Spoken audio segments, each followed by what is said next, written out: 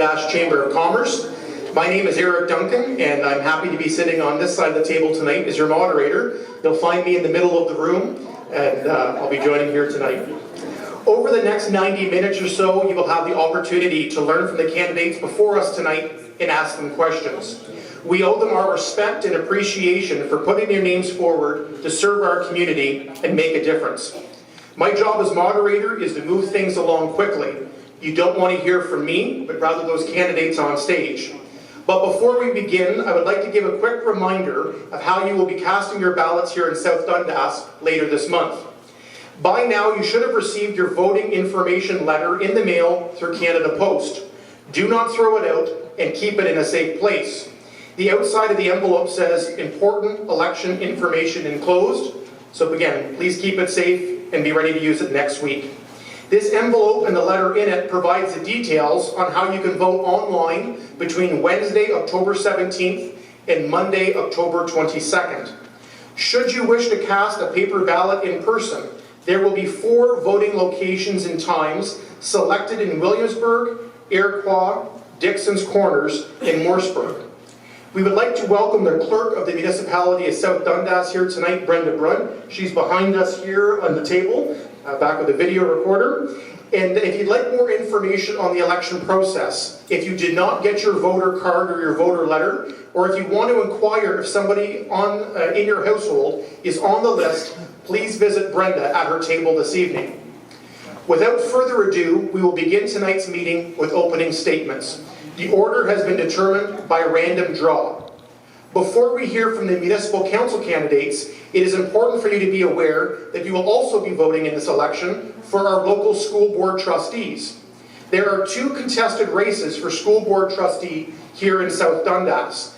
English Public Trustee, which you better know as the Upper Canada District School Board, and there's also an election for English Separate Trustee, which is the Catholic District School Board of Eastern Ontario.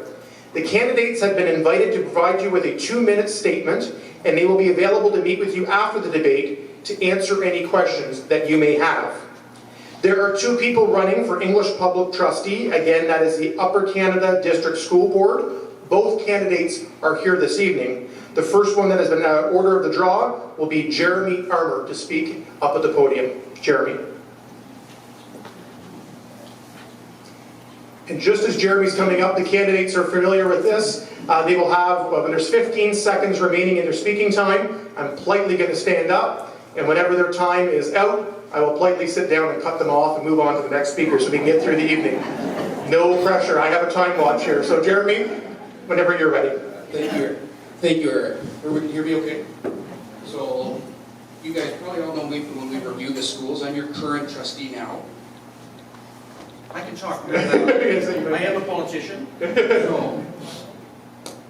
Technology is great when it works right. It is. Is that better? Yeah. There we go. Okay. So I'd like to thank everyone who put this on tonight. I apologize for not being here at the last one. I just thought I'd introduce myself again, because I know my face is familiar. I have 4 kids in the education system currently right now, and I am your current trustee. I'm seeking re-election. We did have a trine here in South Dundas area, and we did review the schools here. But I am proud that we are able to keep all the schools open in this area. And out of it, we worked really hard with our municipality partners, and we put some excellent programs in place for our kids. I'm really proud of what we've done in our high school and our local elementary school as well. So, a little bit what I stand for. I am a business owner. I run a company in 3 different countries, here in North Dundas and in Ottawa, and in the U.S. and in Dominican Republic. I'm proud about what we do here in this area, and I'm proud about what we do here with our kids. And our kids are our future. And I'm proud to stand here in front of you and seek re-election. I'm proud about what we did as a team at the local table. Keeps getting out on me. So, all right. No? Okay. So anyways, I'm proud about that. My stance, I work hard. It's not just about going to meetings. It's about working with the schools, working with the kids, working with their community members. So I am seeking re-election. I'd like to thank everyone for coming out tonight.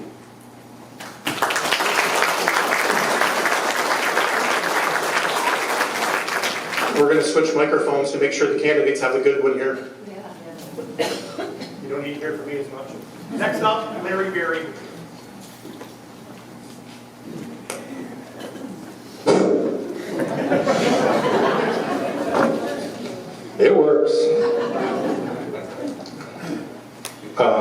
organizers, candidates, ladies and gentlemen, the position for which I'm running is English Public School Trustee on the Upper Canada School Board. I'm running in Ward 7. This is all of Dundas, both south and north. More than 14,000 voters. It has 2 high schools, North Dundas and Seaway. 5 elementary schools, Chesterville, Iroquois, Morrisburg, Nationview, and Winchester Public Schools. I'm a taxpayer in South Dundas. This allows me to run in Dundas, even though Barbara and I live in Prescott. I chose Dundas because I know the schools and the area well. Having been born and raised in South Mountain, having taught 22 years in Dundas, lived and raised 3 kids in Winchester. My platform is too large to describe in 2 minutes. One point I wish to emphasize is I will listen. I will answer individual contacts, attend school committee meetings, attend board meetings in person, stay in touch with local councils, attend school functions and sporting events, and exchange information with the local media. Keep in mind that the Upper Canada Board has 11 voting members. An individual board member must get the support of the majority of members to achieve any motion or get anything done. Therefore, I plan to be a contributing member of the board. I plan to work hard. I want every child in our 7 schools to be given a good chance to succeed. If you have questions or comments, please speak to me afterward. I'll be around in some corner. If you're taking anything out of this speech, I hope it's that you note that I'm willing and ready to go.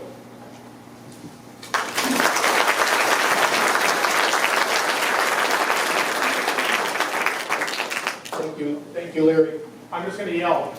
We will now hear from the candidates from the English Separate Trustee, and I believe we have 1 candidate here this evening, so we'll ask Donna Nielsen to come forward for her 2 minutes. Good evening, and thank you for coming to the event tonight, and thank you to the South Dundas Chamber of Commerce for organizing this event. I feel like I've come home this evening because for those of you who remember, I was principal at St. Mary in Morrisburg in 2002 and helped, I guess, amalgamate St. Mary with St. Cecilia in 2003. I always felt very warmly accepted, and I truly felt like I was a member of the community for the years that I was in Morrisburg. In Morrisburg, I contributed meaningfully in the areas of faith development, curriculum, special education, First Nations, and mental health, and I would continue to do so as Catholic school trustee. I worked with amazing teachers and support staff, and my secretaries were awesome during that time, and we always placed the needs of our students as paramount and the needs of our families as paramount. I'm sure that some of you saw me walking in the Christmas parade and attending every event that was offered. My platform: to be a leader in Catholic education, to promote student achievement, well-being, and equity, to promote a positive school climate that is inclusive and accepting of all students. I would be visible and hopefully a valuable member of the school communities in which I would serve. I would create collaborative relationships across the board and in the community. And always looking at continuous improvement. We can always become better at what we do. I'm committed to my faith, my family, and to Catholic education, and I do hope that you consider me as your favorable candidate in the upcoming election. Thank you.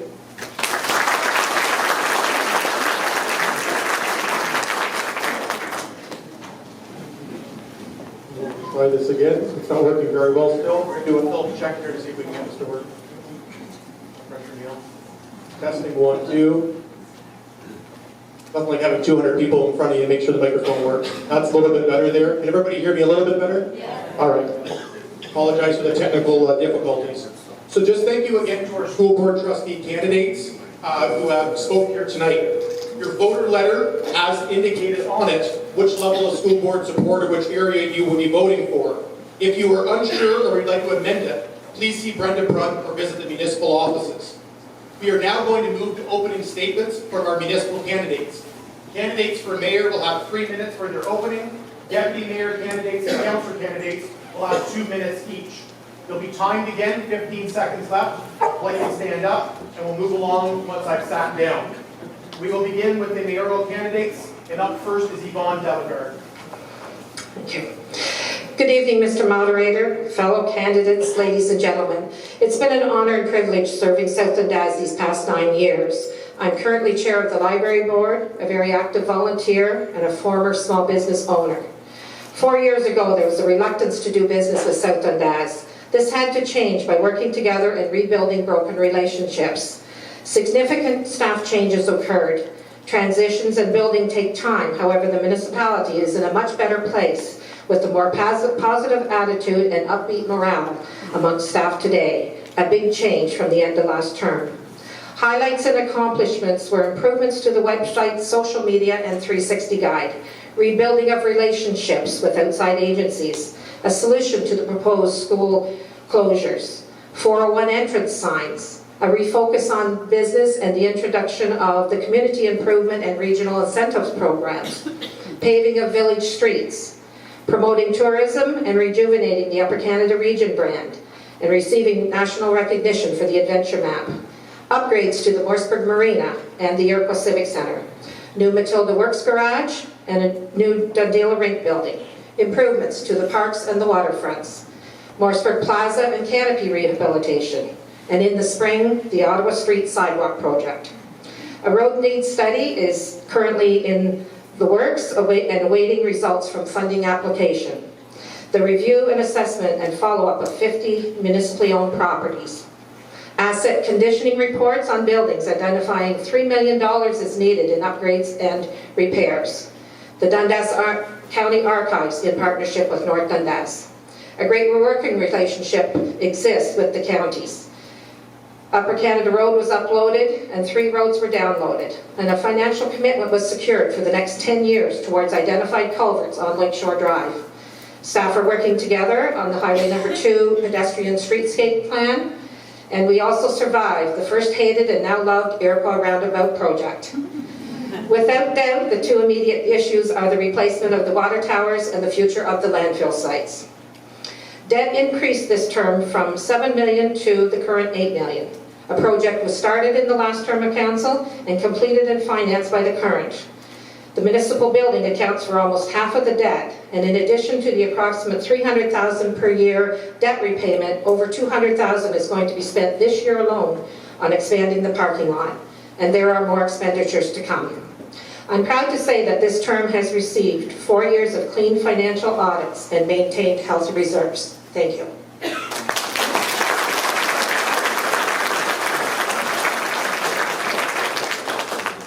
Second candidate for mayor, Stephen Bybelt. Good evening. I'd like to thank you for coming to this debate. Shows that you care about South Dundas and what happens here. I've been asked more than once why I've decided to run in this election. My answer is simple: change. I don't like what I've seen happening in South Dundas in the past 4 years. I believe it needs to change. I believe South Dundas has an amazing future ahead if we all work together to create the change we want to see in our communities. For this to work, we need to set a realistic plan and we need to take action. We need to follow through on that plan. Change won't happen without action. If elected, I will commit to the following. Open and transparent council. I will focus on ensuring residents know what's going on. Listening to learn and understand before making a decision. Improve relationships between municipal staff and the residents they serve. Effective leadership at the council table. I will ensure council members, staff, residents, and visitors are treated with respect during council meetings. I will ensure every member of council has the opportunity to ask questions and speak their mind. Budgets and tax increases that make sense for South Dundas and its residents. A good working relationship with volunteers.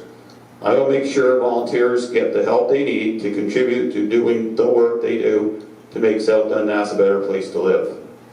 Resolve the landfill issue. This is a big money issue and it needs to be a priority of the next council. retuning and implementing South Dundas's asset management plan, one that will guide us on how we plan to fix our roads and sidewalks. Apply simple, common sense thinking to all decisions. To underpromise and overachieve. I won't make promises I can't keep. I will listen, I will answer honestly based on what's realistic for South Dundas. I will put in the time, energy, and effort needed to make South Dundas a great place to live, to work, and to visit. After spending the past 4 years on the outside looking in, I'm prepared to change my ways. I will listen more, and I will talk less.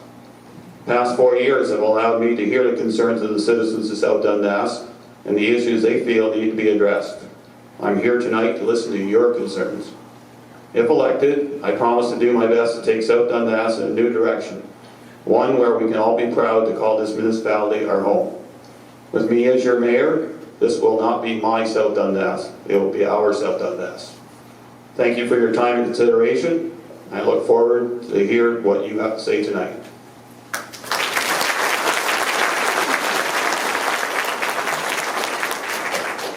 We have 3 candidates for deputy mayor. They will each have 2 minutes. The first is Kirsten Gardner. Thanks, Eric. Hey folks, I'd like to thank the Chamber for hosting this event and all of you for making the time tonight to come out. My name is Kirsten Gardner and I'd like to be your deputy mayor. A little bit about myself. South Dundas is a place my husband and I moved our family to, the community we wanted our daughter to grow up in. I've been a lifetime resident of SDNG, and while some of you don't know who I am, my connection to South Dundas is not a new one. I worked with the community to complete projects like the Historical Mural Project, the Save the Train Project. I was the founder of the original Antique Festival when thousands attended. I sat on the Carman House Museum Board. I worked hard for you then, and I will work hard for you now. I was also the first female Lions Club member for the Mooresburg Lions Club, and when my daughter started kindergarten, I was tapped on the shoulder to represent Mooresburg Public School during the ARC process. I followed through by helping to build a strong parent council, and I pushed for and got a new principal to lead the school. My volunteer experience also includes being a victim services responder in SDNG, where I provided support to victims and their families. I currently sit as a member of the Police Services Board at the county level. I have, for almost 8 years, 2 as vice chair. Professionally, I've worked for all 3 levels of government in various leadership roles. In my career, I have driven results, managed staff and budgets. I've achieved positive outcomes and met deadlines by hard work, talking with stakeholders, and following through with decisions. My reasons for running for council are probably similar to many of the reasons some of you are here tonight. Things could be better, and they need to be better. Decisions about things like senior housing, landfills, water towers, heritage, and the lack of customer service to all of us can no longer be ignored or left to consultants. I promise to work for you, and I promise to work with you for a better, stronger, more community-connected municipal government. We can't keep voting the same way and expecting a different result. On October 22nd, I would value your support. Thank you.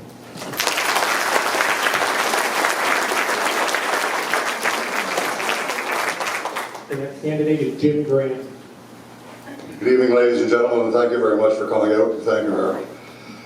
I too am running for the position of Deputy Mayor in South Dundas, and would certainly appreciate your support. My experience has been, I spent 8 years on South Dundas Council from 2006 to 2014. 8 years on the Mooresburg Business Improvement Area Committee and other municipal committees. I'm a retired OPP Staff Sergeant Detachment Commander with many years of management and administrative experience. While working in the Administration Division of the OPP General Headquarters, I was the Division Budget Coordinator for 2 years, tasked with reviewing the annual budget on a regular basis to identify any shortfalls or surpluses in a budget of over $100 million. After retirement, I formed my own computer technology consulting business, operating successfully for over 10 years, and achieved accreditation as a Microsoft Certified System Engineer plus Internet. Prior to becoming a member of the OPP, I was employed by the City of Kingston Public Works Department and Engineering Department, drafting and surveying for the streets and roads. My concerns and priorities and reasons for running were concerns over losing control of local government to other levels of government, keeping taxes at or below inflation rate by spending tax dollars wisely, providing a practical, cost-effective solution for the replacement of the aging water towers in Mooresburg and Iroquois, Closure of our 2 landfill sites in the coming years. Is there a better solution than polluting megadumps? Ensuring we maintain healthy reserves to avoid unexpected tax increases caused by improper planning or emergencies. And I can assure you, if elected Deputy Mayor for the municipality of South Dundas, I will be open, transparent, and available at any time. And if you'll notice on my flyers, my personal cell phone number is there, and I welcome any calls or requests for information. Thank you.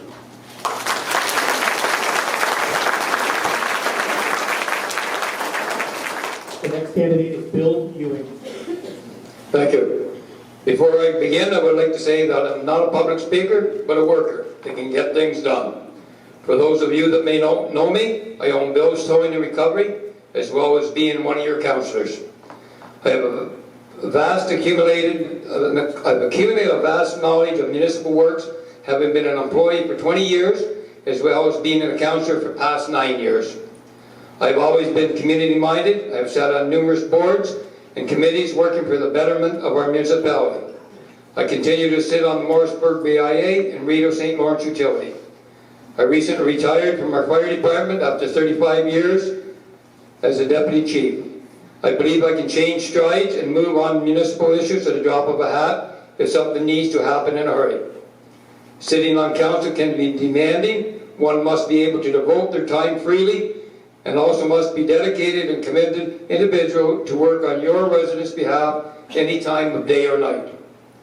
Over the next 4 years, the municipality must address the operation, maintenance, and expansion of the landfill sites. Staff and council must evaluate the replacement of the 2 water towers.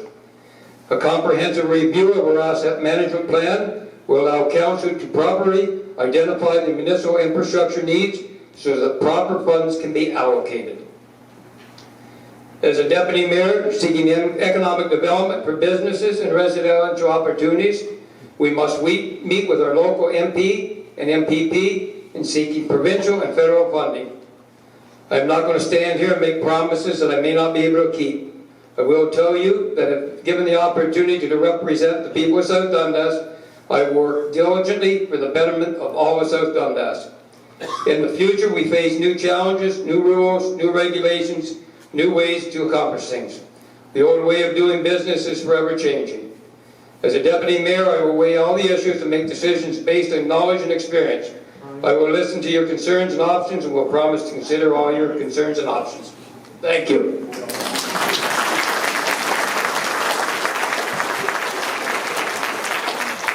We will now hear from the 6th council candidate. They'll have 2 minutes each.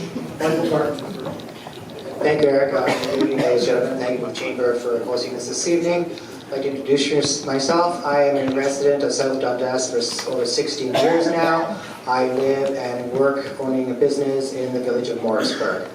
For almost 40 years now, I have had 3 continuous careers, that being in the business of interior design, management of retail and retail itself, and also in the hospitality and the tourism business. What I feel I'm going to bring to the table is different from everyone else here this evening.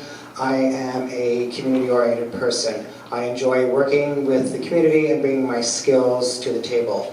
As far as design goes, I have a very keen eye on how to interpret a non-existing idea, bring it to the table in a 3-dimensional way for our community to understand. So often we see things coming down towards us that we just aren't able to grasp. I hope that I'll be able to work with my community and explain things like that.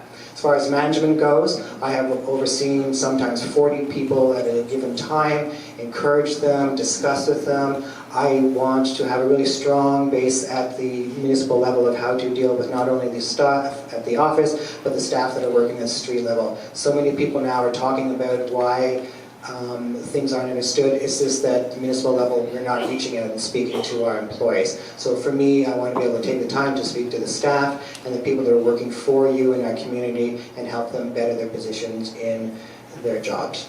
Thirdly, in my position, I am a person who has spent many years in hospitality and tourism, and I would like to take the opportunity of the knowledge I've learned over these years and work towards bringing a better economical portion of this town and community, which is the tourist business, and really bring that towards our community. Thank you very much for coming out this evening.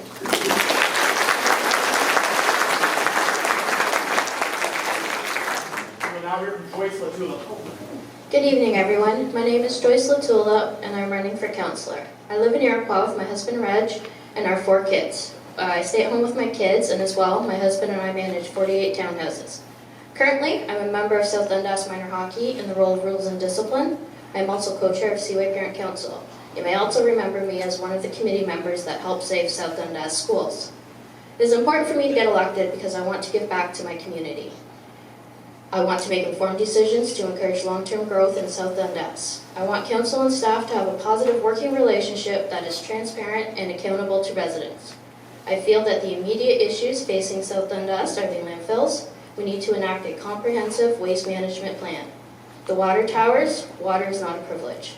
Finally, roads and sidewalks. We need a long-term maintenance plan to make sure that money is spent where the needs are the greatest. I think that South Dundas has a very prosperous future. We just need to be flexible. Businesses are always looking for up-and-coming municipalities to relocate to. Flexibility. Council and staff with a positive working relationship and a clear direction makes this possible. Marketing ourselves as a commuter community is another way to prosper. Our volunteers need to be supported and encouraged. We need to strengthen ties within our community and not build barriers. This way, the volunteers on every committee within South Dundas will be able to support recreation, save our history, enhance the beauty of our waterfronts with passion and excitement. Thank you for having me here tonight to participate.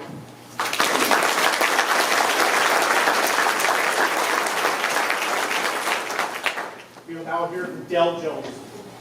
So I'd like to begin with thanking the Chamber for organizing the event tonight and thanking all of you for coming out. Also, I'd like to acknowledge the candidates. Having been on council before, it's not an easy job, and it can be challenging at times, but it can be also very rewarding. I am delighted to be here. I do love South Dundas. I grew up here. I graduated from Seaway District High School. I taught at Seaway District High School. My kids graduated from Seaway District High School, so I've got long connections to the community. I was away for about 17 years. I've now been back for about 29 years. Hard to believe. For those of you that don't really know me, my experience does include having been on council 2006 to 2010. I'm also in the 14th year of second career as a secondary school teacher. I'm teaching at Russell High School this year, and last year was my first year there. That's the result of having a midlife crisis about 15 years ago and giving up a management career and a professional accounting career and moving into education. I spent about 20 years in management positions in some of Canada's largest companies. I was, when I returned to this area in 1990, I was manager of finance and administration for Nestle. I did move from there a few years later and held the same position at All Foods, which is now Parmalat in Winchester. And after that, I ended up managing a cheese plant in southwestern Ontario. So I do have a wide variety of experience, and also included in some of that experience is some of the volunteer work I did. I was treasurer at the Winchester District Memorial Hospital for a period of time. I was also a director with the Ontario Dairy Council, which is the processing representatives that work in the dairy industry in this province. Specifically, I've over the years developed lots of skills in many areas, specifically in financial analysis, and I do thrive on challenges. I love solving problems, and I do ask for your support on October 22nd.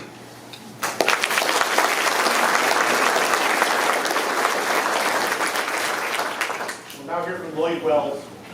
Good evening, everyone. I would like to thank everyone for coming out to meet the candidates tonight. Also, I'd like to thank the Chamber of Commerce for hosting this event, as well as Eric for moderating.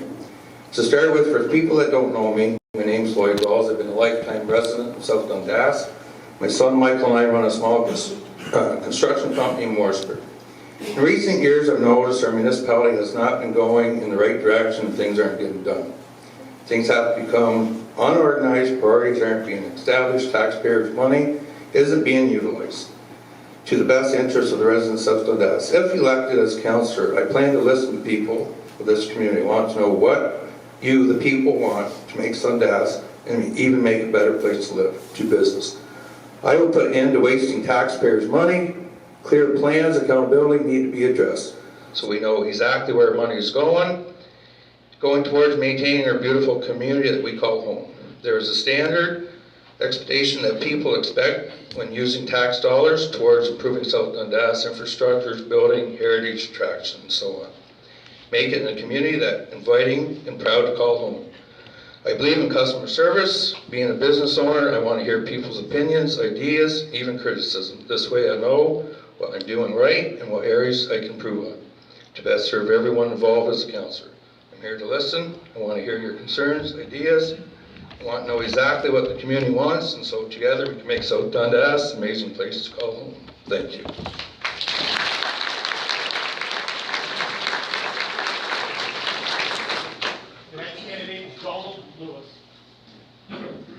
Good evening, citizens of South Dundas. Thank you, Mr. Duncan. Thank you to the Chamber for hosting this event. My name is Donald William Lewis. Believe it or not, I'm one of 6 that live in South Dundas. I retired from the municipality on July 27, 2018. I had 29 years in the recreation field, 7 years of contract, 22 years of full-time, and 16 of those years as manager-director of recreation and facilities. 16 years sitting with 5 different sets of council members discussing budget issues, 253 general ledgers of buildings owned and operated by the municipality, playground structure, grass cutting, capital projects, etc., etc. People ask me, what can you bring to the council table? This is what I have to bring. I listen and reply to the citizens for 22 years with concerns and issues. Bring common sense, voice all concerns and issues to council members. I bring experience and knowledge. Council needs to take action. We have to move forward, not backwards. I believe that the newly elected council will have many issues that were left on the table and not dealt with, such as waste fill sites. Within 4 years, we're not going to have one. They're going to be closed. Buildings that need badly repairs, roads, water tower replacement. Let's start using more local contractors that pay taxes here, not outsiders. Thank you very much. Final candidate you'll hear from is Archie Mellon. Thank you. I want to thank everybody for coming out tonight. It's great to see a large crowd like this. I want to thank the Chamber and Eric for moderating. And I want to thank all the candidates for both council and deputy mayor and mayor. My name, as you might have already realized, is Archie Mellon, and I've lived in South Dundas all my life. I lived back in Halbert, and I still live back there, and I farm with my brother. During those years on the farm, I've been involved in many farm organizations, and I'm still a member of several. For the last 8 years, or almost 8 years, I've been your counselor, one of your counselors at the council table. And during that time, I've sat on many committees and met many wonderful, dedicated volunteers. The reason I'm running is I feel that I still have something I can give, I hope, and I want to try and make South Dundas a better place. We have major issues coming up. We have our landfills and our water towers. They're going to be big, they're going to be complicated, and they're going to be expensive. We got to get them done right the first time. We have ongoing infrastructure needs yearly, the road, bridges, and sidewalks. We got to continue to support our agricultural sector and make better use of the South Dundas Advisory Committee, which I helped set up, and I'd like to introduce Project Emily into South Dundas.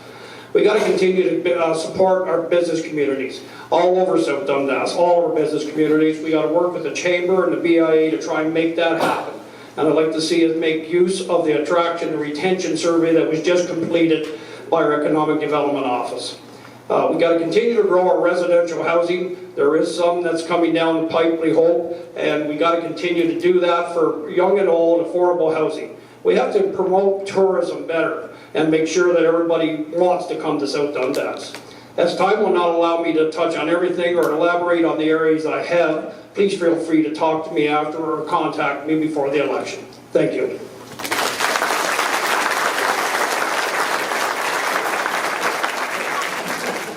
thank you to the candidates.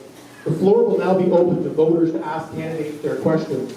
This microphone's a little inconsistent, so I have a feeling we're just going to be using one for questions and answers here. I'm going to turn it off. You will have 30 seconds to ask and pose your question at the microphone. Please state your name, be respectful, and get right to the point in the question that you are asking. You can address your question up to 2 candidates. If you are asking your question to 2 of the deputy mayor candidates, you may provide all 3 with equal time to answer. If you don't direct the question to anybody specifically, as moderator, I will review the list of who has answered questions and direct them myself to make sure that everybody has the equal opportunity as best we can to answer questions so you can hear from them. And candidates, as they respond, will have up to 90 seconds. I'll do my friendly stand-up 15 seconds left and cut you off promptly there. And it should be noted this is not a debate. There will be no rebuttals or further questions following the candidates' answers. So I'll just appreciate your patience. Joy, I'm going to take the microphone and we will go back and forth here as we go along.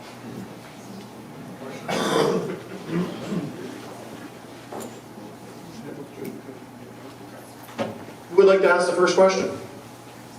The same problem with Matilda. Nobody wanted to be the first one. I got one here. All right, come on up here, by all means. 30 seconds with your name and your question, please. Okay, this question is for Stephen Bleibels and Yvonne Delegard. We know Andy Vandermeulen. Okay, so as we all know, in the next few days, cannabis will be legal in Canada. Okay, I would like to understand from these 2 mayoral candidates what their feelings are on pot becoming legal within South Dundas. From what I understand, municipalities will have an option for allowing pot stores in our community. So I'd just like to know your feelings on that. We'll have Stephen first and then Yvonne, please. Thank you, Andy. Very tricky question to start. First of all, I'm going to say that this will be my personal opinion. In the end, council will make that decision, and that's the way it has to be. Cannabis, as you say, cannabis or marijuana is going to be legal on October 17th, and it seems like the province has passed the buck back down to municipalities to make a decision on whether they want it in their municipality or not. I do believe that we should be open to sales in the right place at the right time. I'm not sure if the government's going to give us those guidelines, but we would make those guidelines at our table and make sure that if the stores are allowed to operate in South Dundas, as I said, I believe they should, then we'll make sure that they're not in places where they should not be. Near schools, where people can access them easy. In the end, it's going to be an open business that whether they come to South Dundas or they go to Super Cardinal or South Stormont or Dundas, if they're going to allow it, and we don't, people in our community have been using it for municipal purpose, they've been using it illegally. This will just open that avenue up. It's a business opportunity for those who want to take it. And as I said, municipality will be able to regulate it from our point of view on a zoning basis.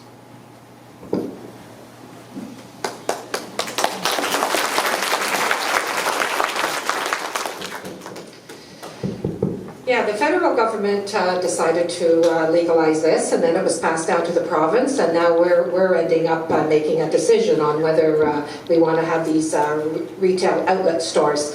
I am going to be supporting the retail outlets because I want them to be under a controlled environment as opposed to not having the unknown. We're going to be able to get them through the delivery service, through our post office, so it is going to be in and around our municipality, and under control will be a little bit easier way of managing it.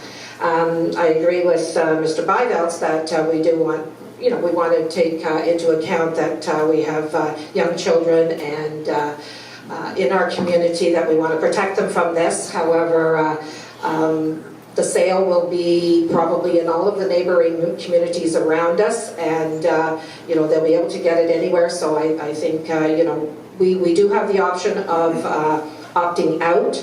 However, we cannot opt in and then opt out later. So we have to make sure that the decision that we make first is the correct one for the municipality. Thank you.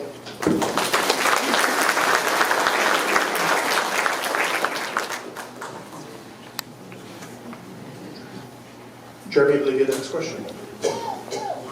Name and question in 30 seconds. 30 seconds, okay. So I'm Jerry Armour. My question is biased. It's for the two mayor candidates. It's about education. So I am, just to set the premise, the school board works really hard with South Dundas, and we won awards for it. So my question is in regards to that. How do you propose to continue working and developing that relationship with the school board? And it's for Steve and for Yvonne. We'll have Yvonne go first and then Stephen. We'll try and see if this microphone will work here. No pressure. Okay, is this working? Okay. Thank you for the question, Jeremy. Yes, the municipality and the community and the schools here in South Dundas developed a great working relationship with the school board over the past couple of years. And we were very successful in saving our schools here in the community. As a result, we did form a partnership with the school board and with Ross Video and provided a partnership at the Seaway High School. Following that, I have maintained contact with the school board, and during their annual meetings, I have set up with one of the superintendents that we're going to continue to meet on a regular basis, and as well to invite them to come to council meetings to keep us up to date on what is going on in the schools, from a board perspective.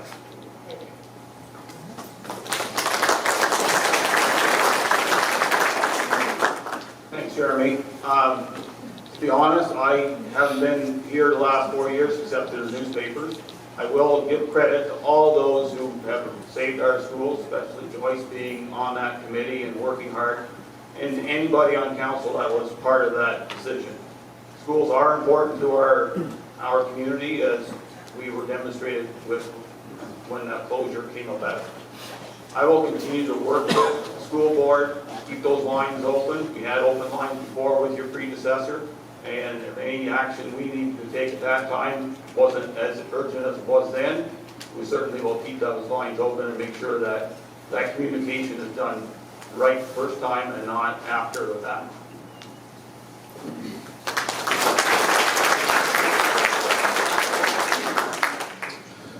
My name's Jim Shaw. This question comes from the Dundas Federation of Agriculture to the two candidates for mayor.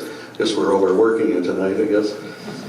This concerns the Northumberland County Farm 911, the Emily Project, inspired by Emily Trudeau.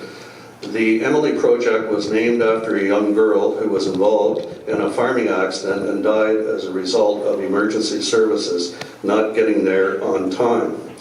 In the event of an emergency, no one should have to wait helplessly for first responders to find them. Time is everything, and a civic address at the entrance to a vacant farm field could make all the difference. To honor and celebrate Emily's legacy, Northumberland County, along with the support of its fire departments, have implemented a signage program using yellow signs to depict entrances to the vacant farm properties. Would you support a similar project for South Dundas? We'll go with Stephen first and then Yvonne. Thank you, Jim. I'm very familiar with the project, being on the Federation for the last number of years, and I do believe that we as municipalities support any rural residents, whether they're a farmer or mainly farmers, but anybody who thinks they need to have a municipal civic number at an entrance that seems to be out in the middle of nowhere. I know that Councillor Mellon also very aware of it, and I believe it's one of his major platforms. So certainly something that touched a lot of hearts in Northumberland County when it happened, when this young girl died and they could not find the field that she was in. And if any rural resident wants to have one, especially farmers, come and see the municipality. We'll work on to make sure those signs get up.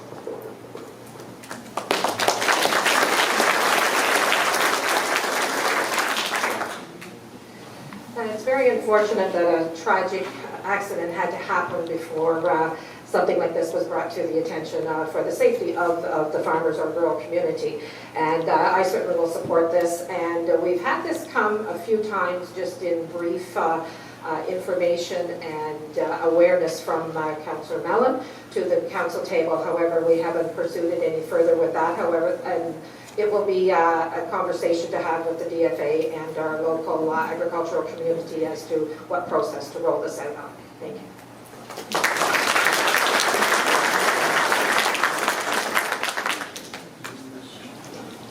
My name is Ann Presley, and I am president of the Friends of Forward House. Our committee has two goals: one, to save Forward House from demolition, and two, to see it used as a meeting place in Iroquois and a place as a tribute to old Iroquois. It is our interest to do so as much as possible through grants and private donations. We are being mentored by Jim Brownell and Gardner Sage from the Lost Villages Society. But we do need council support. So for the two mayoral candidates, if you are elected as mayor, what would you put in place to help preserve the history of South Dundas? And what would your position be on the use of volunteers for saving these historical sites? We'll do reverse order. We'll do Yvonne and then Stephen. Hopefully somebody else will get a question eventually, guys, no pressure. Yes, a few months ago, I guess earlier this year, the council during the budget process, the council supported the demolition of the Forward House, and this is not to be confused with the Carmen House. There's two different houses there.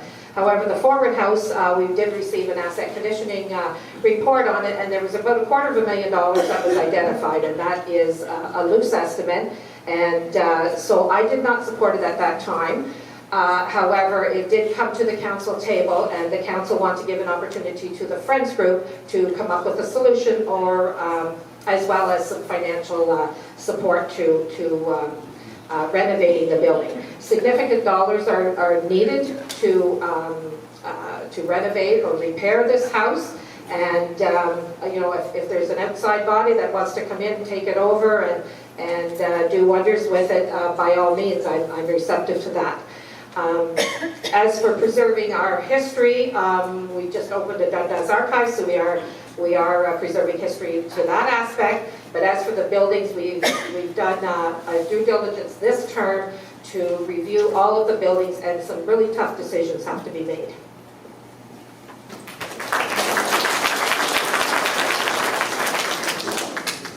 Thanks for the question.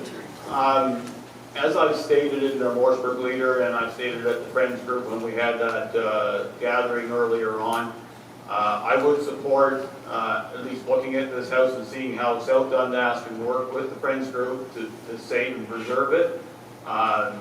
As much as there is a report that has a lot of dollars associated with it, I also know people that have been in it and say, yeah, but we could probably still make it work. If it's important to the village of Iroquois and it's important enough that this group wants to preserve it, then I think we as councillors should at least listen to their concerns, come up with some sort of solution if it's feasible, and then, if possible, come up with some sort of work plan that does include the volunteers.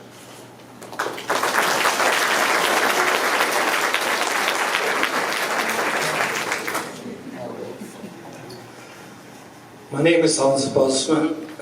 My question is to the mayor and maybe Bill. Late last night I received some emails from Shannon Garrethy that they're going to reopen the eviction notice, and again Ellie might be leaving the Carmen House.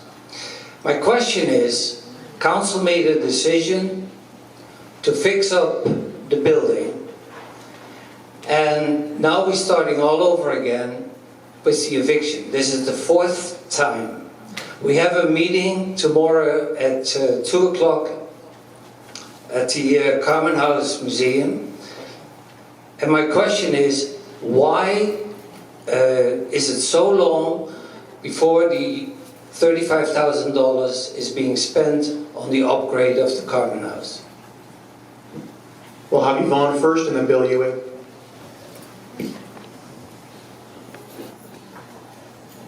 I think council approved the spending of up to $35,000 back in March. After a few months after that, I believe in July or so, the building department was not another, it was in order to meet the Ontario Building Code requirements, they needed to have an architect and a structural design done on the building. And as a result, a lot of more was identified than what was $35,000. However, it's been agreed by council that the up to $35,000 can be spent on the no code regulations, and then something will have to be dealt with the ones that are under the Ontario Building Code going forward. Unfortunately, it's taken this long to do some of these repair and renovation works, but there are some in process right now, because I believe they've had different contractors in to look at the work and give dollar values to it.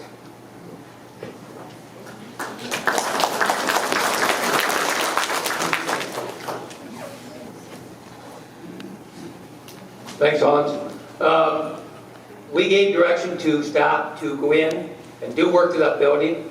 I understood that it was happening. Today, with some emails coming out, I find out that there is another meeting tomorrow, as you say, Hans, with a possible eviction. I am of the opinion that we have allowed Ellie to have use of that building for the past 12, 14 months after the eviction notice was put in. It was removed from the walls for the Carmen House to function this summer. We have accepted rent from Ellie for this whole period of time. I'm of the opinion that she should be able to stay in that building, and we will get the $35,000 worth of work done now.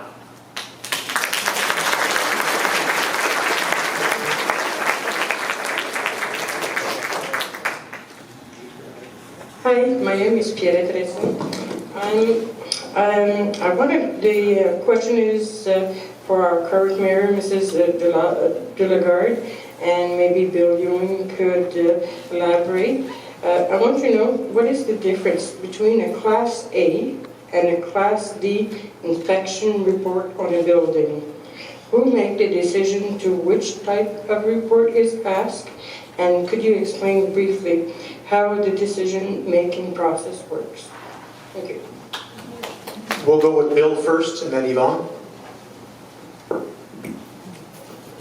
Should have kept it. My understanding of a Class D is a very rough estimate of what is required to be done in a building.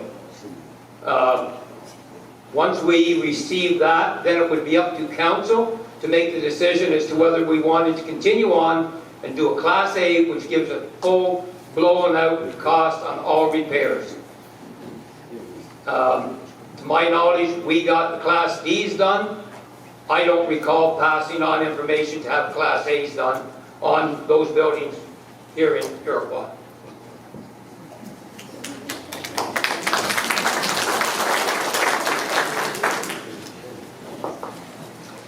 Thank you. Council undertook the investigation into all of our buildings this term. And Class D estimates, basically, it's less cost than a Class A. Class A goes into very detailed repairs and renovations and really sets out very much the specifics. Class D is just a very general, broad overview, and a lot of times, these estimates are very vague, and as a result, once they bring in further investigation, result in a lot more cost to the building that is being dealt with. We did that right across the board for all of the buildings throughout the municipality, except for the Justice Building, the Dundas Building, and the Municipal Building. So we did it for all the other buildings so that we have an idea of where we stand. And as I said earlier, there's over $3 million that's been identified, and that is at Class D estimate. So significant dollars have to go into our buildings. They've been neglected for decades, and now we have identified in this term that we have to start putting some money into buildings and making tough decisions.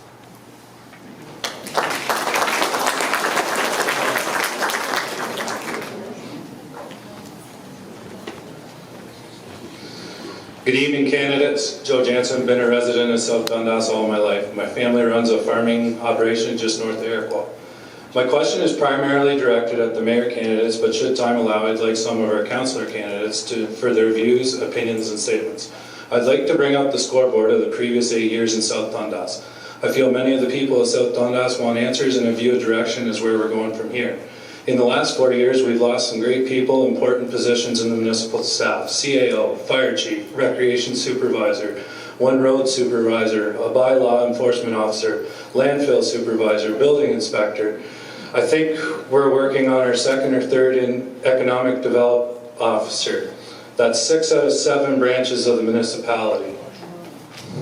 So, in my question, what are you going to do to bring the unity, morale, integrity, accountability, and teamwork back to council and staff to physically accomplish something?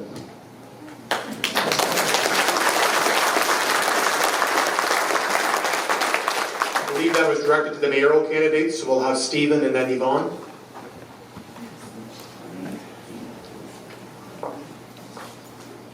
Thanks, Joe. Yes, most of that turnover has happened in the last 4 years. I'm not going to say that any new council can say we don't really like this staff, we want to change the direction. That's fair enough. They have to treat them fairly, and I don't believe some of them were treated fairly on their exit. However, I think what we need to do now, that's done. We have an excellent staff sitting there. I will work with the CAO and the directors to come up with plans that we can make South Dundas move forward. That means we need to change the culture there. We need to make sure that all the employees will work together. We will respect them from as a council point of view, because the last thing they want is a big, like, who's going to stab me in the back the next time, because I think we need to have that. There is a clear separation, I won't deny that, but we have a hard-working staff. We need to ask them what they suggest for improvements within our municipality, because there's a lot of smart people out there too. It's not all councillors.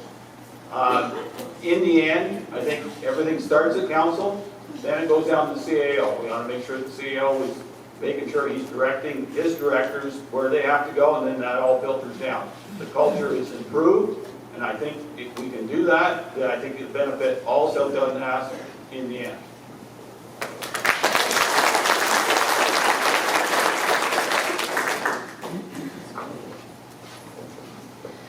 4 years ago, the staff was not a very happy bunch, and you're right, there were several changes over on the staff throughout especially the first 2 years of this term. And some of them were mutual agreements that it was best for the staff and the council to part ways. Some of it was by choice. Some of it was retirements. Some moved closer to took another job that was closer to their home. And you know, in particular, the landfill supervisor, he actually opened went back to his private business. So there's a variety of reasons why people have, you know, departed from the municipality. However, we have rebuilt a great team. We have some new staff and readjustments within staff, and everybody is working quite well together now. And there's always room for improvement, like anywhere, like any place of business. However, I think we've rebuilt and done a good job in bringing them together. Thank you.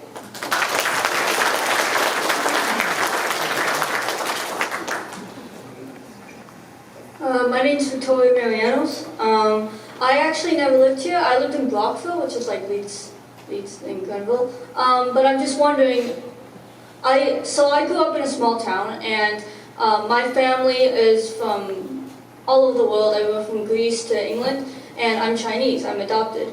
So I was wondering for Archie and Donald, how would you promote diversity within the county, as well as having more youth come in, because that's really the long term on how you're going to have a future place for people to live. It's the youth.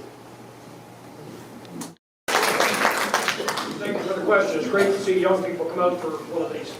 Diversity in our community, I look around this room, you know, my ancestors were Irish, we came here a long time ago, and we're all immigrants into this country, and I think we all have to embrace, and new immigrants into this country, we have to have a diverse culture, and we already have. I mean, we just look around through South Dundas, and we have a diverse culture, and I think it's great that we do, and we can work together and work with each other, friends and neighbors. And I think we've got to promote that, and embrace that, and in the same token, they have to embrace us, and anybody, any new diverse culture or whatever that comes into us, they have to embrace our community as well.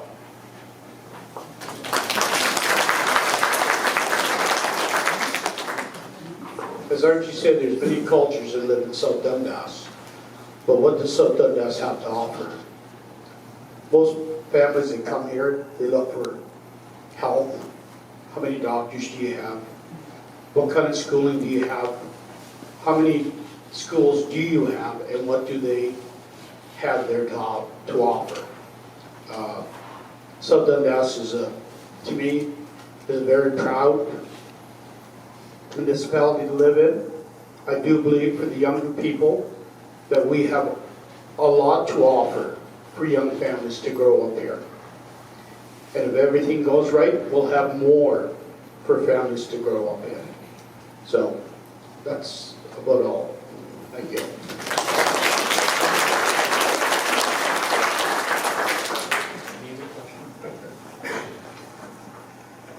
Brian Harbers. At your June council meeting, your rec director informed council on the state of the Iroquois rink shack, and he was informed to come back the next meeting with a plan for repair. He managed to bring that back to council just this past October. So it took quite a while, and now it's almost time to use. So I'm just wondering, what type of policies are you as mayors going to implement so the directors get their job done on time?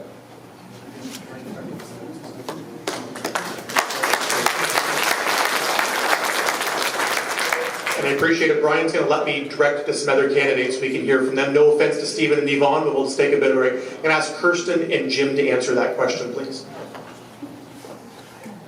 Good question.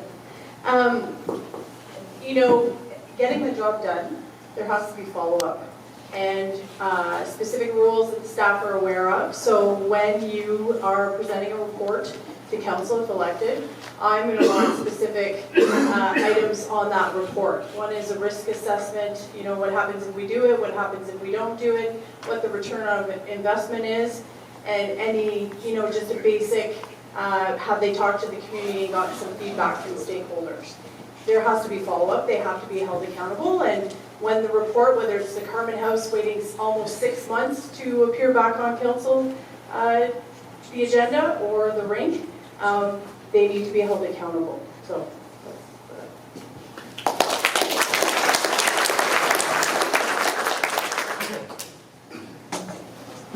Well, as a manager with the OPP, a lot of supervisors answering to me, and when I gave them a task, I also gave them a date that I wanted an answer by.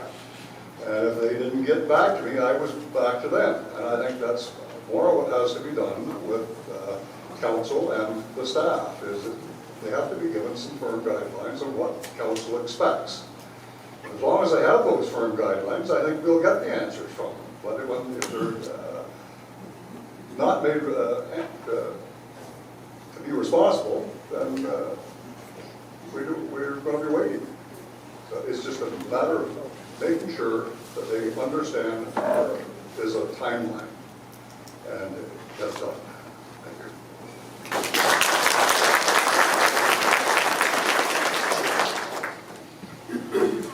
Not all at once. Anybody else? There you go.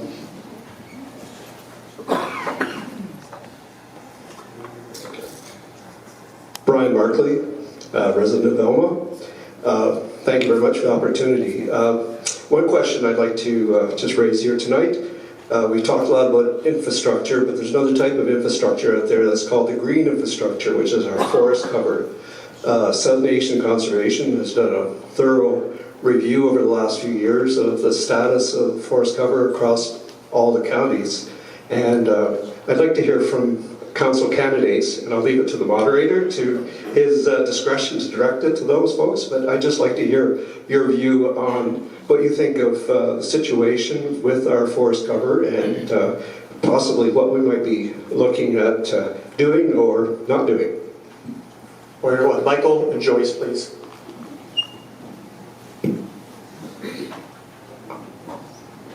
Thank you for the question. Yeah, I was speaking to a couple of local farmers last meeting, and how's that, better? Better? Better? There we go. Okay, let's try and give me my minute back. Anyway, I have been speaking last week to a couple of agricultural people within our community, and it turns out as though South Nations is either going to say, get your job done, in their opinion, or they're going to force people to do it themselves. So I think as a community we need to look at exactly what that is entailing. We are losing our canopy cover. We're actually deficient in what it should stand up to be right now. So I think it's really important to start addressing what that means. Is it all going to be on the hands of the agricultural community, or as a community can we reach out and say, is it just a percentage, therefore can it also be a percentage for the urban community? Can we start maybe planting some more trees back into our community, into our parks? Everybody's going to say, farmers, you have to plant some trees. Well, why can't the person who has a half an acre be forced to plant X amount of trees? I wake up every morning and I hear chainsaws within my own community, and it is heartening. It's falling apart and we're doing nothing about it. There's many programs out there now that we can address to get free trees by the hundreds and hundreds and hundreds. So I think as a community we have to address that, come together and say, yes, we want to be a green community, and start working towards that. You have to come and speak to us and say, yes, let's get this sorted out. Let's be part of this problem solving, not being part of the problem. Thank you.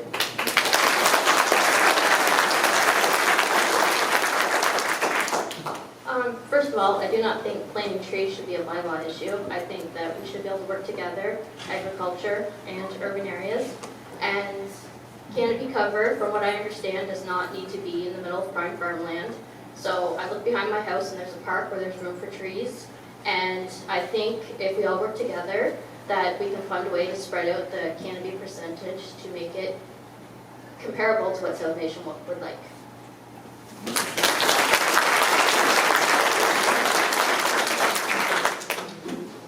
Next.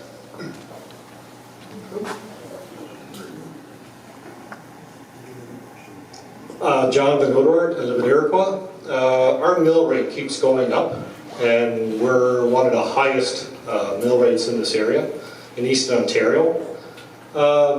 What's council going to try to do to either keep it at zero or lower it instead of the rate of inflation?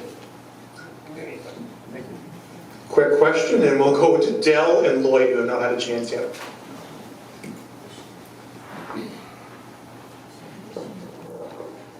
This was near to my heart, I guess. I think of all the candidates, I'm probably the only one that's sitting here that was on council for a period of time, my entire period of time when council didn't raise taxes.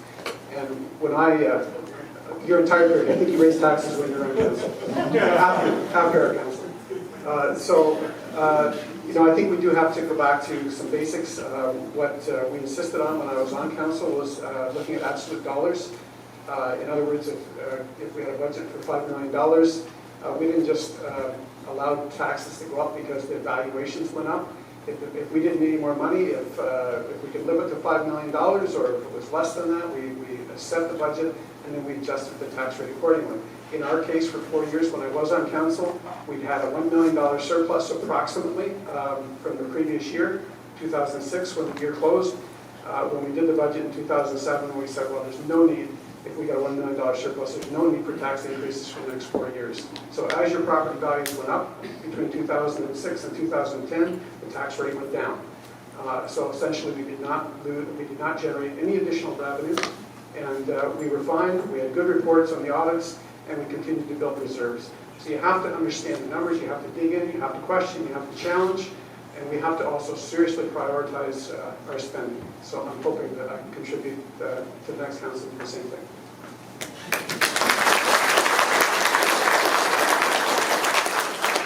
Oh, I don't think I need to say anything on that.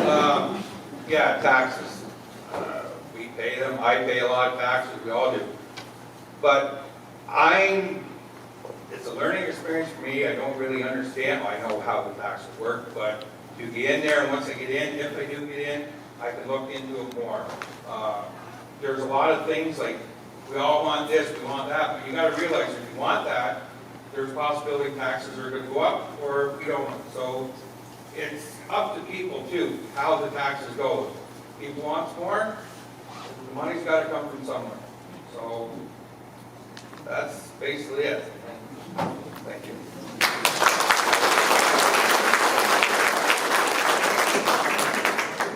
Next. Come on in. It's like the Price is Right here. Get the music playing, maybe. Carol Brichet, I come from Morrisburg. I'd like to revisit that Carman House Museum issue. This has gone on quite long enough. There have been studies done, there have been court cases, piles and piles and piles of money spent, and yet the work that council approves doesn't bloody well get done. What is going on? Who is running the show up there? Do the employees decide what they're going to do and to hell with what they were told to do? That's what it sounds like. And this new eviction issue is beginning to sound like a vendetta by Don Lewis and McPherson because they didn't win the court case. So what is council, any of you, I don't care which one of you answers this, but what is somebody going to do to settle this issue? That is a major tourist attraction, whether you realize it or not. Attendance there goes up every year, and there are some hard-working volunteers, and my husband's one of them, that keep it going. So what are you going to do to end this fiasco?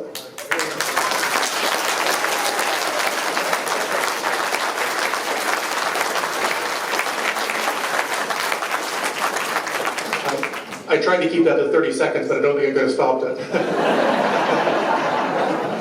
We're going to go to both ends of the table at the back. We'll go to Archie and then to Michael, please. You're absolutely right. It has gone on way too long and has become quite a fiasco.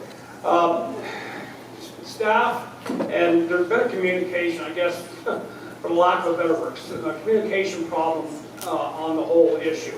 And it's going to be hopefully worked out. Like I said, we're looking at a meeting tomorrow to go over some of the issues. Part of the issues and part of the problems is the Ontario Building Code and what that dictates. We wanted something done in Ontario Building Code requires us to do engineering report. Building code is very frustrating. It's frustrating for everybody involved. It's frustrating for council to deal with. But we're trying to work through it. We're trying to find a solution, and we're trying to get to the bottom of it. And I do agree, it does look a little bit like, the tail wagging the dog, but we are kept in the loop. Sometimes communication does not flow anywhere freely enough, but we are trying to work at it.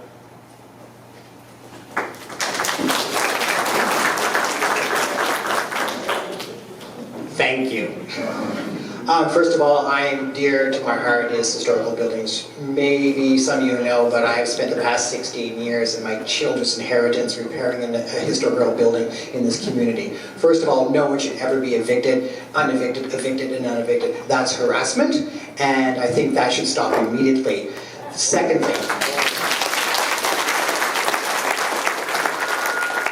I'm not sure what level poor management slipped in, but I have a heritage building, and yearly my partner and I go over the building and we look at it and we say, repair, we can, we cannot. It's time that staff start looking at the responsibilities and say, my responsibility is not to walk past this building anymore as it decomposes in front of me, but to go back to the upper people in our community and say, this is the money we need this year, this is what needs to be done. I drop thousands and hundreds of thousands of dollars into my building. Sometimes we walk back and we cry because we cannot see a thing we have done. It is called stewardship, and it's about time that we take responsibility for the money that we spend every year and let it fall down around us. As councillor, I'm an interior person. I want to go out there and I want to start looking at our buildings that we are paying hundreds and hundreds of dollars for every year and make sure they are maintained yearly. It's our responsibility as council to make sure staff does that and reports back to us. Thank you.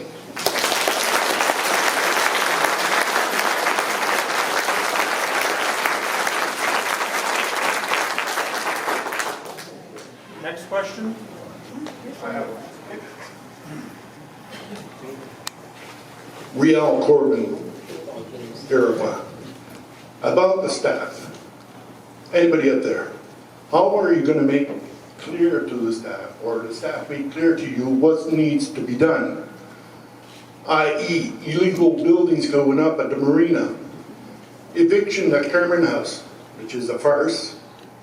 What's the difference between the two? Well, to me, it's not right. We as taxpayers should be getting service from the staff and elected council support. Which one of you will comment on this or do something? I was going to ask Christian Gardner and Jim Graham to answer that, please. Actually, we'll do Jim first and then Christian to keep it.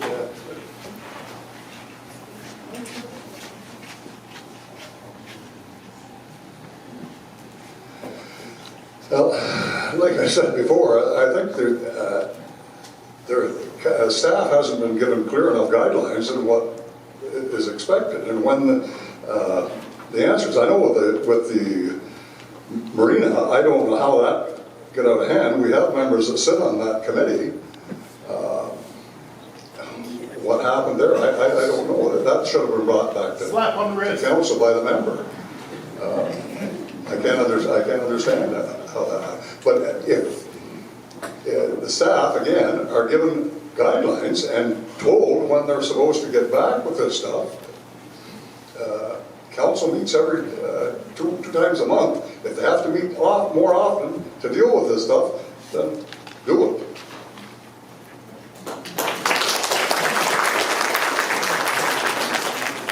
That's a great question. Lots of folks are frustrated about that. It's a mess. I mean, let's just call it what it is. You're not going to walk in there and just magically wave the magic wand and fix it. For the Carmen House situation, in my professional experience, whenever a staff member is given direction, if they do not follow through, it's called insubordination. And I would question why there wasn't some follow through, an investigation perhaps, to figure out what went on. As far as that, it's enough, you know, you can't sit back and say we're frustrated and it's not right and whatever. There actually has to be follow through with this. And marina buildings going up, I can't even get over that. Obviously, there needs to be more connected council, folks that are willing to actually drive there. You can't make all the decisions around the council table. Sometimes you actually have to roll up your sleeves and actually go see what's going on. And that needs to happen, and then follow up.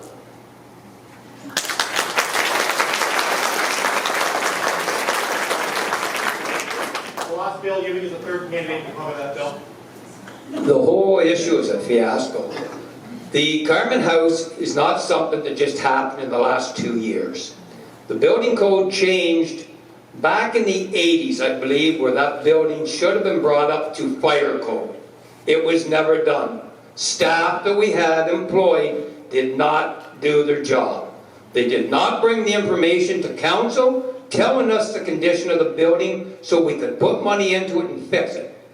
I'm willing to take blame for stuff that we did or did not do. I am not about to take blame for staff that did not do their job. We have some of them here now that were responsible for that building. The issue with the marina, yes, we knew there was a building to go up, but so did our building department. My opinion is the building official should have been out there and stopped it as soon as he knew the building was going up with no permit. It's not up to council to tell him what his job is. He knows it. We pay enough money for it. So the whole thing rolls out to some of the staff that we have that are not doing their job.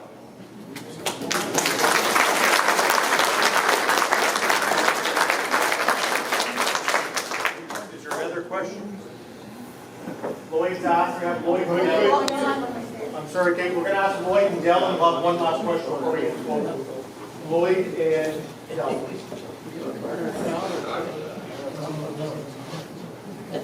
As an employer, like what Bill's saying here, I disagree. You got to work with your employees, they're only as good as the people that's directing them.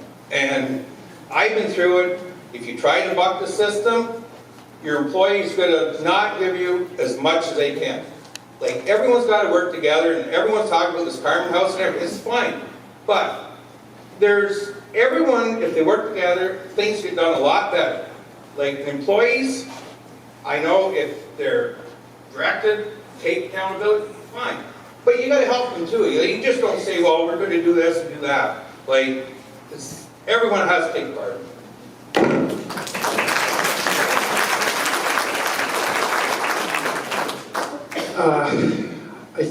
I guess the one thing I'll start with is to say that I guess in 40 years of working in the private sector and in the last 14 years in public education, I don't think I've ever seen anybody basically go home from work and be proud that they did a bad job. Everybody wants to do a good job. I've rarely seen anybody that doesn't want to do a good job. So if there's a problem, it's normally communication, lack of direction.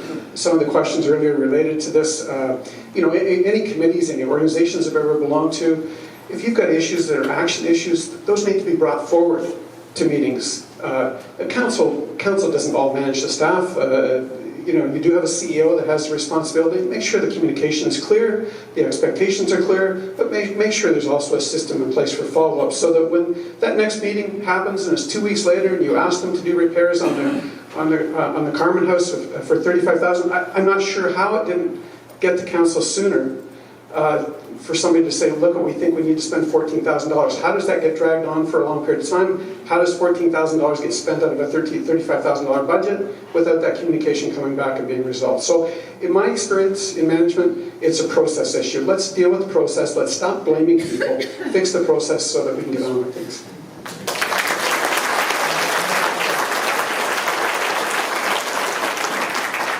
Before I ask the question, I have a comment.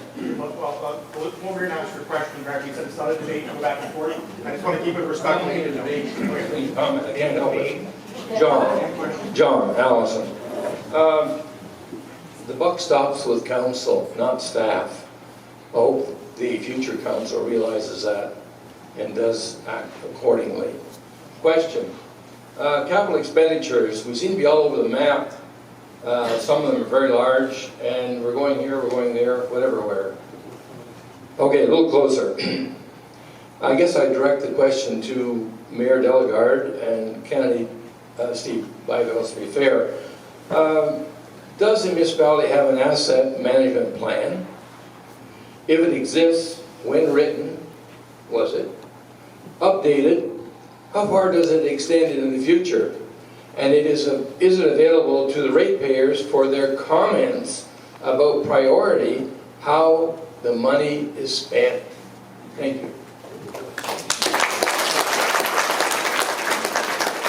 What we're going to do is we'll have Stephen and Yvonne answer that question, and just on the back row to make sure the council candidates had equal time, we'll have Joyce and Donald answer that question as well. So Stephen, be first.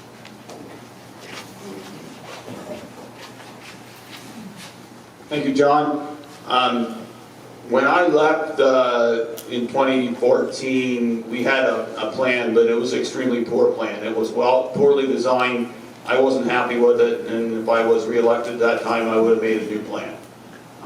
From what I gather now, and Mayor Dargar's going to have to answer the question, maybe they did, maybe they didn't, but I don't see a plan. I see a haphazard way of fixing roads and sidewalks. Not much in the sidewalk department has been done. I know Ottawa Street's getting done, but here it is October, and we're going to pour concrete, and it looks like it'll probably be November. Doesn't make a lot of sense. According to their capital budget, they're still waiting for a $50,000 grant from Federation of Canadian Municipalities to make an asset management plan. I will make it a priority. We have to know which roads have to be done, in what order, what sidewalks need to be done in what order. We can plan that way. We have 4 years to make a plan. I suspect there's no way that we'll be able to finish everything we need in the first 4 years, but at least you get it down on paper and you have a rough estimate of what you need to spend. And if it's scary, so be it. And then the council will have to figure it out, what their priorities are, and then go from there.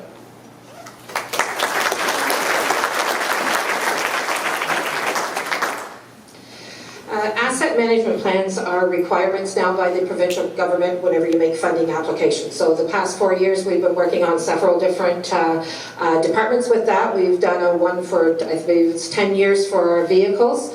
Going forward, we've also done an in-depth, our asset conditioning plans on our buildings. So this is all part and parcel of the whole realm of what assets need to have work done, and at what point in time is the best time to do it. We have a roads needs study that is currently in the plans. We're just waiting to see whether we get the funding. We should know relatively soon as to whether we've received funding to proceed with that study. So that is also in the works, and that's going to be identifying roads and sidewalks. So, and we know those are highlights that have to be addressed within the next few years as well. As for bridges, they are inspected and we get updates every 2 years on those. So we're well on our way with getting a handle on the assets. A lot of, and this is all needed for the budget deliberations and whenever it comes time to approve the different projects that are being done. So we are well on our way to the different aspects of the plan.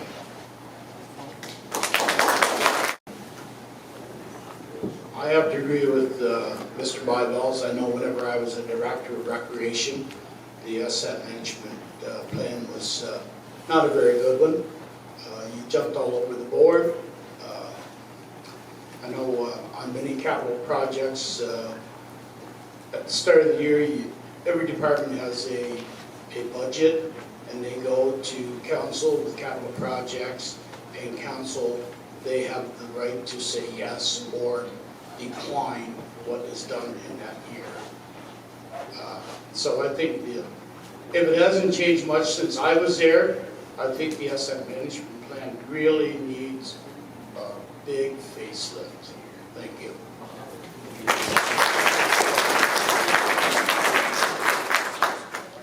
I think capital asset plans should be transparent. Talking about roads, I had a conversation last week about resurfacing of rural roads, and someone suggested maybe it should be done after the crops go in so it'd have time to cure before it's time to take them off. And so I think it should be looked at and common sense applied, and social media makes everything very transparent, so that should be fairly easily to accomplish.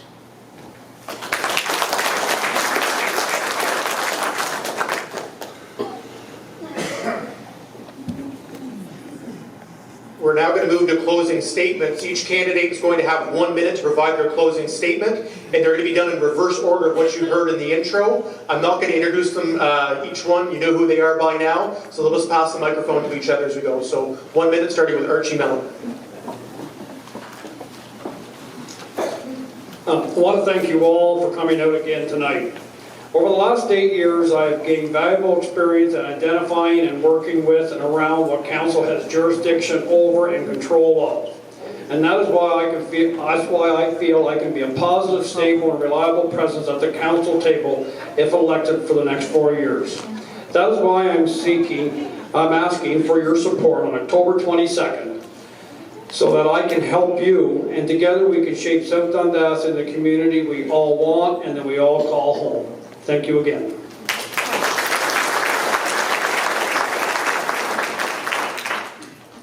Citizens of South Dundas, on October 22nd, 2018, your vote is your voice.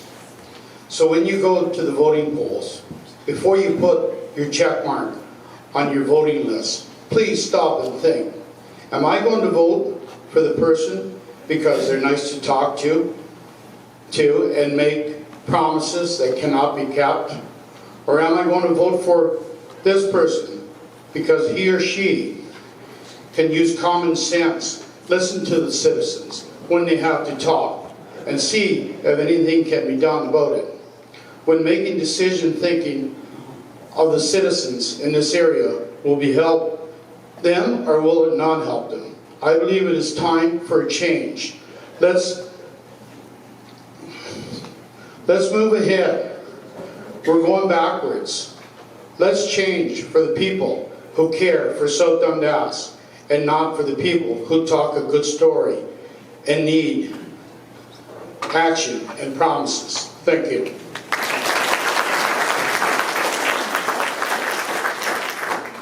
Again, I would like to thank everyone for coming out tonight. On October 22nd, I would like to be one of your next councillors. I believe I can be an asset for the community. I will be the councillor that will listen to taxpayers. I will be a councillor who will stop wasting taxpayers' money. I will be a councillor who believes in customer service, as a councillor who will listen to you, to the people to talk to. I believe the municipality should be run like a business, and the people running it should be held accountable for their decisions. We can't change the last 4 years, but with the right team, we can steer our municipality in the right direction. And be proud to call South Dundas our home. So on October 22nd, vote for who you believe will be the right team for South Dundas. Thank you. Again, I'd like to thank everyone for coming out. I would also again like to say I think all the candidates here bring something to the table, so it's not going to be an easy vote on October 22nd. I would suggest to you again that I'm a passionate believer in transparency in government. I want to help people better understand how decisions are made, understand budgeting processes, all those things. So I think I can bring something to the table that will help the next council, no matter who you choose to be mayor, deputy mayor, or council. So I will again ask for your support, and hope that I'm part of the next council.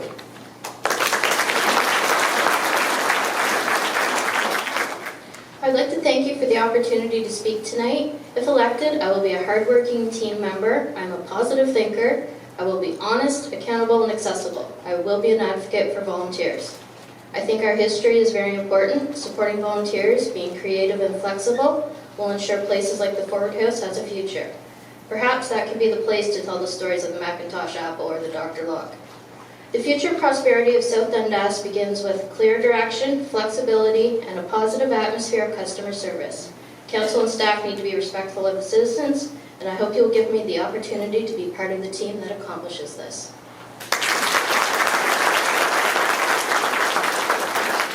Thanks again for the opportunity. 2 down, 1 more to go. The most brilliant thing is I'm seeing faces from last week, which means just not one part of your community is important to you, that it's the entire municipality that means things to all of us. So come back next week to Morrisburg and let's talk some more. So what am I going to do? I'm going to bring my ability to listen, my ability to manage, my ability to stop and listen to people. I've already opened many lines of communication, and I have thousands of people interacting with me weekly on Facebook. It's our community. It's time to stop putting blame on people and taking responsibility for our own actions. It's time to sit down as a community and have an open conversation about what we want, what we see for the future. We can't do this by ourselves, and I don't think any of us really want to be left alone. So please, listen to what people have said here tonight. There's a great group of people around this table. It's time to come back next Monday, talk again, and then vote. Appreciate it. Thank you.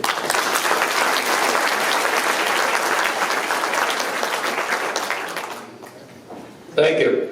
From October 17th to the 22nd, you are able to cast your vote for the candidate of your choice. You may vote by internet or in person. What I'm asking is that you vote. Vote for the candidate of your choice, but vote. Make your voice heard and your voice count. Many people and women lay down their lives so that you could live free in a democratic society and have the right to vote. So make your choice and vote. Tonight, I'm asking for your support to elect me as your deputy mayor of South Dundas. It would be an honor and a privilege to serve as your representative on municipal council as well as county council. Thank you.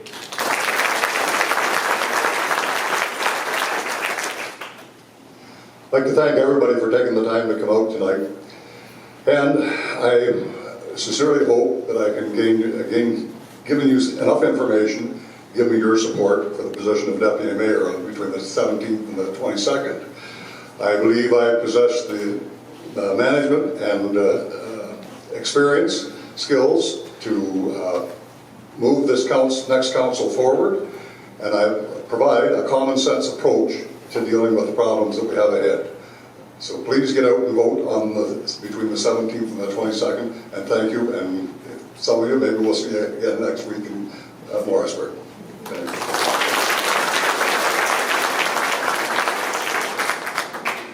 Thanks everyone for coming out and asking those tough questions. You know, I've traveled around in my meet and greets all throughout South Dundas, and there's definitely a level of frustration. And one of the things that is the hallmark of who I am is I've never shied away from a discussion. I've met people in Tim Hortons, in McDonald's, we've had conversations on my way into work, we've had conversations at lunchtime, we've had conversations. I am accessible, and I want to help solve some of the problems that we're forward. Can't do it alone, don't have all the answers, but I do bring a diverse background with some skills, and I'm willing to work with all of you to make it better. That's what it comes down to. Thank you, and I appreciate your support.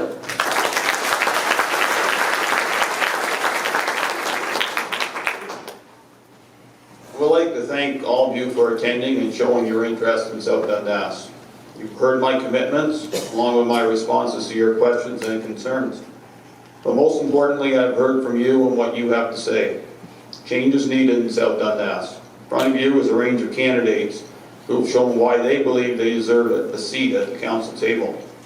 If elected, I commit to work on what matters to you most. And I commit to working together with my council colleagues and municipal staff to get things done. Presently live in rural Iroquois. My farm is in north of Williamsburg. I see a lot of this municipality most days of my life. That's a good thing for a mayor. It gives a broad expanse of what's actually happening out there. I'm available to chat with you after the meeting. Also, please feel free to contact me. My phone number is on the back of the card that was distributed earlier. Thank you again, and have a safe drive home.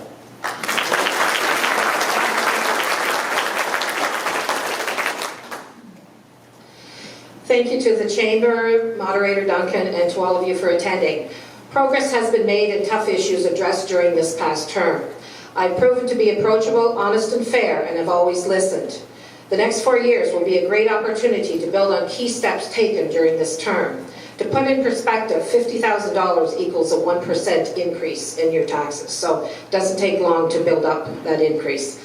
Elections are all about choices. Move backwards to where we were, struggling with broken relationships, or continuing on the current path of moving forward with rebuilt relationships. I love and am passionate about our community and enjoy attending events, meeting residents, welcoming visitors, receiving feedback, and will commit to resolving issues and concerns in the best interests of our municipality as a team with council and staff. I'm committed to serving the residents and taxpayers of South Dundas as your mayor for the next 4 years. Thank you, good night, and safe travels.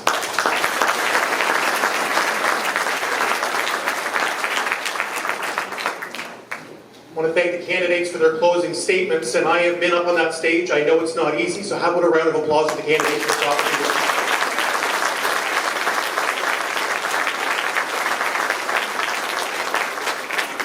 I want to thank the South Dundas Chamber of Commerce again for hosting, particularly Geraldine Fitzsimmons for her organizational skills.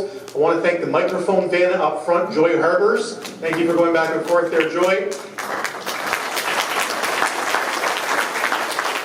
And I want to thank my sister Jill Murphy beside me who did the timekeeping there. Thank you, Jill.